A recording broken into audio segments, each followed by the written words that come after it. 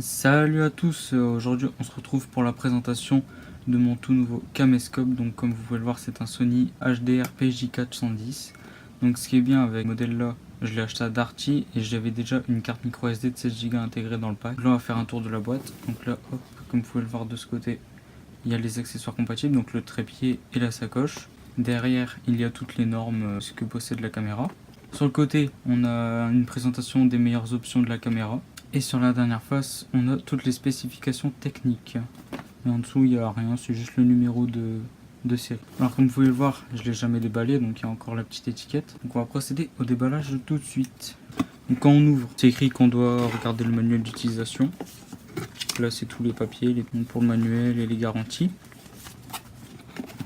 Ça c'est pour s'enregistrer sur le site de Sony. Encore des papiers de garantie. Et là, voilà les manuels, donc en forcément toutes les langues. Donc là vous pouvez regarder, c'est la petite carte SD, donc elle est ici, elle est bien scotchée. Donc c'est bien une 16 Go de chez Sony, donc on la retirera après. Ensuite on trouve donc le chargeur, que je vais déballer tout de suite. Hop, donc c'est un chargeur USB qui peut se mettre à une prise murale. Voilà, un chargeur basique. Là, on a le câble. C'est le câble quoi? Un rallonge USB, donc pour le brancher à un ordinateur. Voilà. Ensuite, nous avons le câble mini HDMI vers HDMI normal. Donc ça, c'est pour le brancher sur un écran d'ordinateur, une télé ou n'importe quel périphérique en HDMI. Ensuite, nous avons la batterie. Donc c'est une batterie de 1240 mAh. Donc la mise au point ne veut pas se faire, mais en gros c'est une batterie de 1240 mAh comme je l'ai dit. Et là on va passer à la caméra, donc le dernier objet. Donc voilà, elle est dans un petit papier bien protégé. Et quand on enlève, voilà le modèle, donc c'est bien un Sony qui filme en HD. Comme vous pouvez le voir aussi, il y a un petit flash.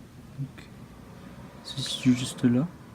Donc vous voyez quand on le déplie, comme ça permet d'avoir un flash comme sur un appareil photo. Donc vous voyez, il y a bien la norme HD, c'est un 9,2 mégapixels HDR. Il y a une prise en main ici, donc sur le côté, comme n'importe quel handycam. Donc là ici, sur le dessus, il y a un zoom avec un mode photo aussi. Donc c'est très intéressant si vous ne voulez pas avoir un appareil photo plus un caméscope. Donc là, open close. Donc je sais pas à quoi ça sert, faudrait que je regarde dans le manuel.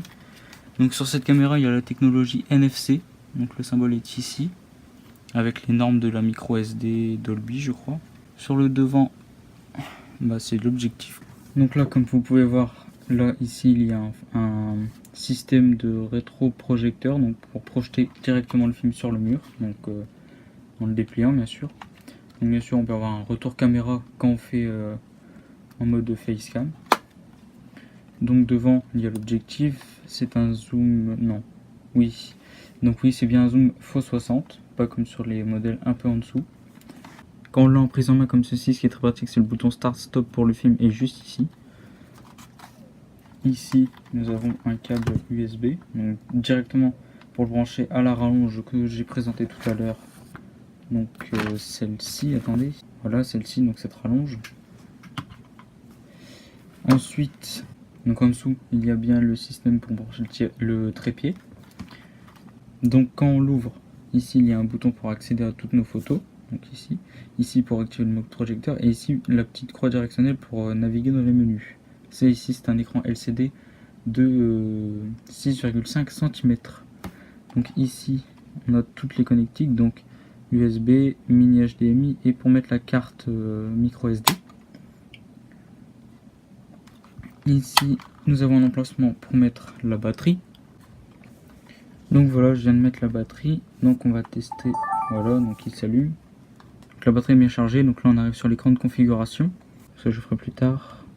Donc là, le open close que j'avais parlé tout à l'heure, ça va juste à ouvrir ou fermer l'objectif. Donc vous aurez un rendu de la caméra pendant un vlog que je ferai à Paris, à mon avis. Donc là, je sais pas si vous le verrez bien, mais elle filme quand même pas mal. Donc c'est une bonne qualité rien que sur l'écran. Donc voilà, c'est terminé pour cet unboxing de cette petite caméra. Donc je vous retrouve dans une prochaine vidéo, sans doute la vidéo de test. Salut!